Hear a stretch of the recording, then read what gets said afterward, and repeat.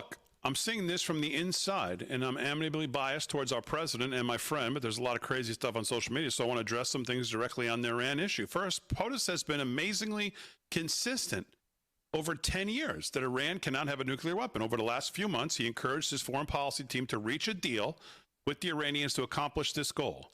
The president has made clear that Iran cannot have uranium enrichment, and he said repeatedly that this would happen one of two ways, the easy way or the other way. Second, I've seen a lot of confusion over the issue of civilian nuclear power and uranium enrichment. These are distinct issues.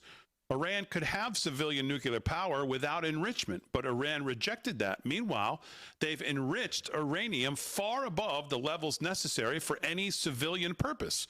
They've been found in violation of their non-proliferation obligations by the International Atomic Energy Agency, which is hardly a right-wing organization. That's for sure, by the way.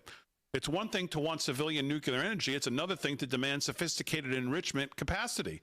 And it's still another to cling to enrichment while simultaneously violating basic non-proliferation obligations and enriching right to the point of weapons-grade uranium. I've yet to see a single good argument for why Iran needs to enrich uranium well above the thresholds for civilian use. I've yet to see a single good argument for why Iran was justified in violating its non-proliferation obligations. I've yet to see a single good pushback against the IAEA's findings. Meanwhile, the president has shown remarkable restraint in keeping our military focused on protecting our troops and protecting our citizens. He may decide he needs to take further action to end Iranian enrichment. That decision ultimately belongs to the president.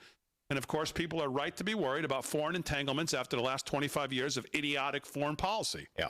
But I believe the president has earned the trust on this issue. And having seen this up close and personal, I can assure you that he's only interested in using the American military to accomplish the American people's goals. Whatever he does, that is his focus. That's right. That's well said. That's spot on. It should satisfy everyone because nobody wants what we had, which is a George Bush, Dick Cheney, multi-year war machine, money grab, whatever you want to call it. That whole process was uncalled for. Nobody wants that. Donald Trump doesn't want that. I haven't heard him once speak positively about any of that stuff.